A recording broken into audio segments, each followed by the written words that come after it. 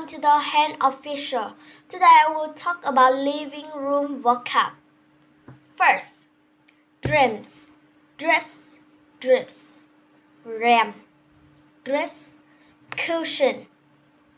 cushion, cái nệm, cushion, sofa, ghế sofa, sofa, rug, thảm trải sàn, rug, armchair, ghế tựa, armchair, banister, thành cầu thang, banister,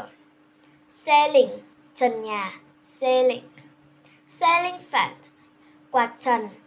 ceiling fan, remote control, điều khiển từ xa, remote control, stamp, bậc cầu thang, stamp, television, TV, television, vase, lọ hoa, vase, wall, tường, wall,